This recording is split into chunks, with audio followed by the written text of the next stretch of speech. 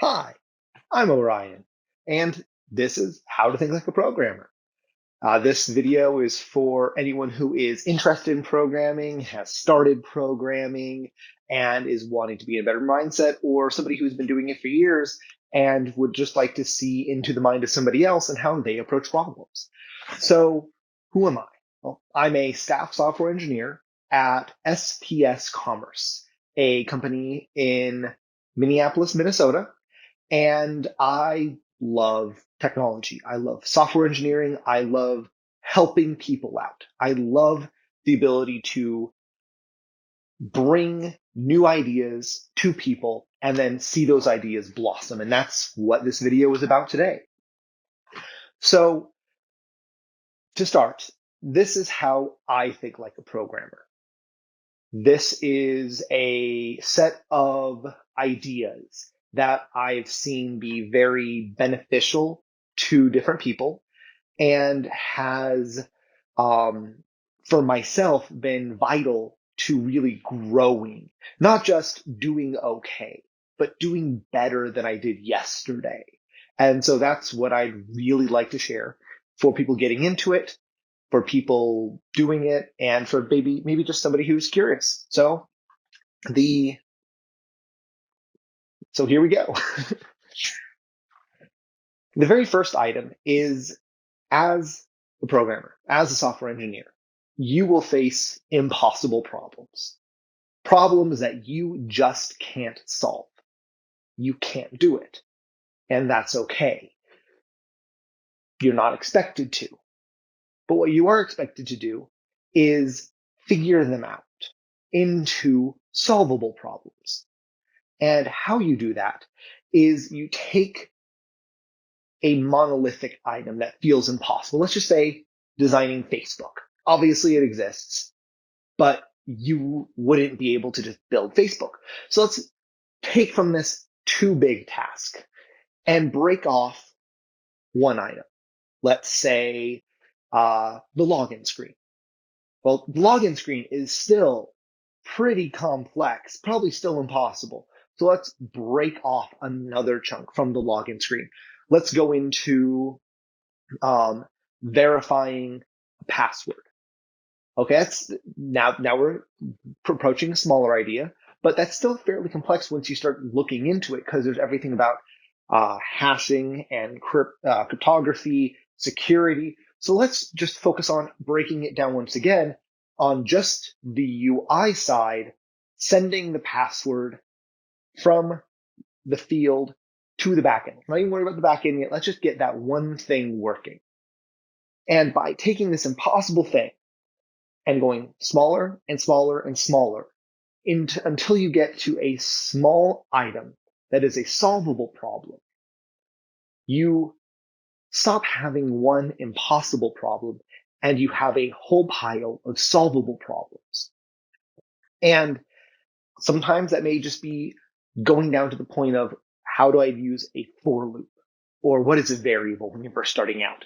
Like making a program that takes in text and produces something else is impossible when you're first starting out. But going down and breaking it into the smallest segments you need until after a while, you don't even have to worry about the smallest things anymore. You have to declare a variable that doesn't take any thought.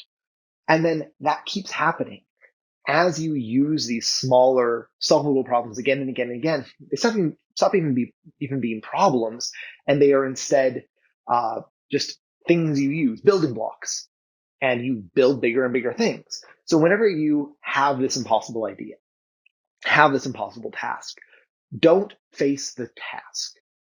Break it down. Silo the work and the ideas and what needs to learn into smaller and smaller pieces until you just have a list of smaller items that you are going through. And that helps tremendously.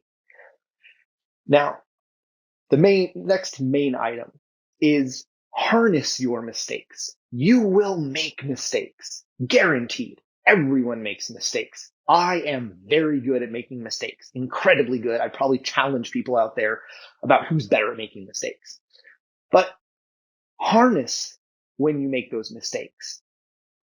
There are multiple paths to a solution, but there are nearly infinite paths that are wrong to get to a solution. When you make a mistake, learn from it. Learn how and why when you're able to. If you are writing some code and it doesn't work or it throws a bug, figure out maybe how and why that's happening. When you push something and it gets to prod and it is crashing users' browsers if they refresh the page, me, learn from that and say, okay, I made a mistake. Let's try not to do that again. I know what not to do now, and that helps inform me in what I'm going to do next. So you're going to make mistakes. That's fine. Use those. Embrace the fact that you're going to make mistakes and keep going onwards. And with those mistakes, those are the small things. There's also the big things called failures. Thrive on failure, because failure also will happen. You will aim to make a big, awesome project and it doesn't go right. Or the presentation, your code was working 10 minutes ago and now it's not, and nothing's changed. And it's just one of those things where it's going to happen. And don't be discouragement will happen, but don't give up when you fail. Failure is a guarantee in life, the same way mistakes are a guarantee in life. But instead say, okay, I did what I could, I did my best, and I failed. And that's okay, because I'm going to do something better next time. And use those opportunities, use those interviews that you went into and you didn't do your best. You failed the interview. And instead of saying, I can't do any better, focus on where you can improve. You know what? Next time, I'm going to do better on this type of algorithm. Next time, when I get asked how I'm going to design an API and CRUD operations, I'm going to have cleaner answers because I gave a silly one. It's okay to fail. Just keep on trying and keep on going forward and you will do fine. And one of the big ways to keep going forward is a phrasing I like to say, honesty in ignorance. Now, ignorance has a bad connotation for many people. And the definition I'm using is lack of exposure to information. Stupidity is the inability to learn information. Ignorance is not having been exposed to information. When somebody brings up a topic and you don't know, you get asked a question, hey, what's the difference between pass by value, pass by reference?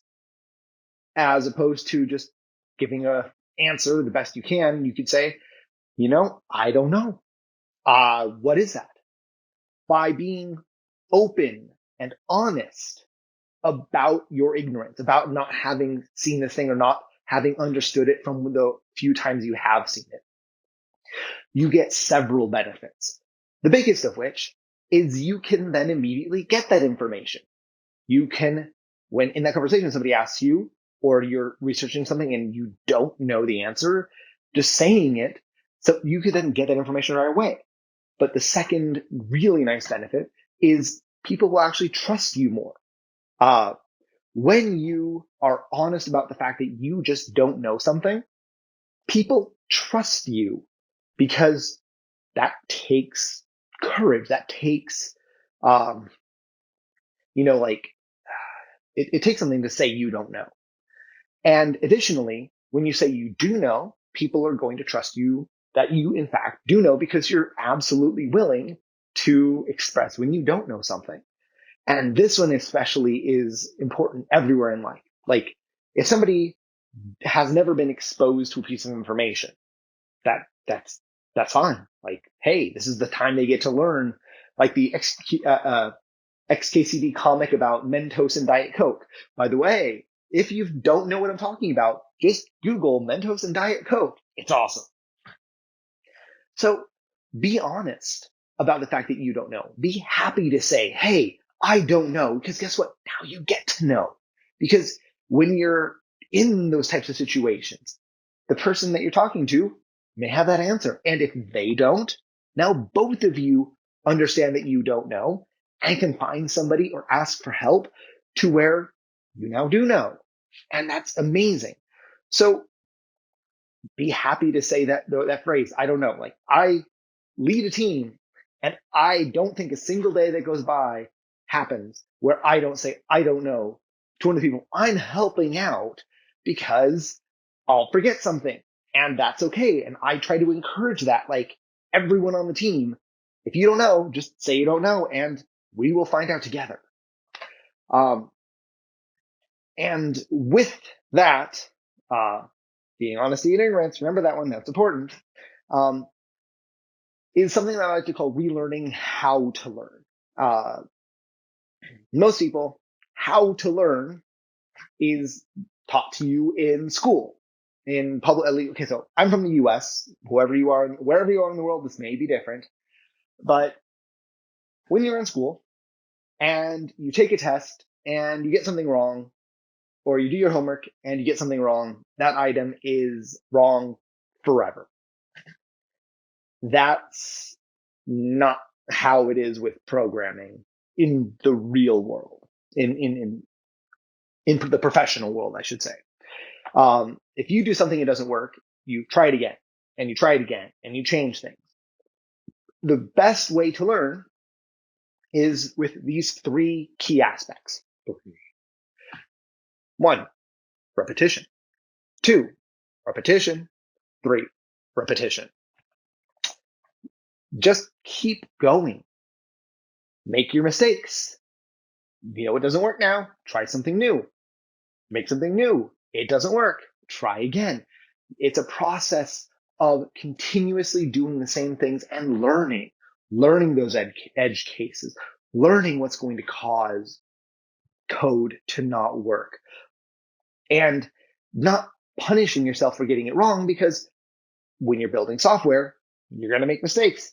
Everyone makes mistakes. Just keep going. Keep learning.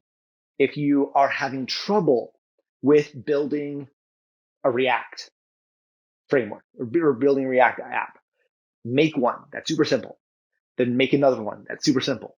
Then make another one that's super simple. Then make another one that's super simple. And eventually, you just kind of get into the rhythm and something will click. And it could be where it takes 2 times. It takes 5 times. It takes 10 times. That's okay. It is okay to take the time necessary for your brain to click on something when you're learning it. And just a general resource I highly recommend, Khan Academy. That's the thing I love the most about it, is your learning there is all about repetition. You go through, you do your test until you get X amount right in a row, and it doesn't care how many you get wrong until you just get the concept clicks and you get it right. And so same thing applies elsewhere in your life. Keep going, keep practicing. You have to be bad before you're good at something. So don't feel down about being bad. Just say, hey, this is the first step on me becoming awesome at this thing. And those key principles, which is solving impossible problems by breaking them into pieces, harnessing your mistakes. I'm looking down at a piece of paper. Harnessing your mistakes, thriving on failure, honesty and ignorance, and relearning how to learn are really key for just changing your mindset and having that growth be the guide. And please let me know if you have any questions, if you have any thoughts, if you're a fellow engineer who's been doing this for a little while and you're like, hey, that didn't work for me, something else. Guess what? I probably made a few mistakes in this video, and I am more than happy to learn and grow and keep expanding my own knowledge. So Thank you so much for watching. Again, I am Orion. It is a pleasure to meet you. Little camera that's sitting on my lap, basically. So thank you for stopping by. Have a great day.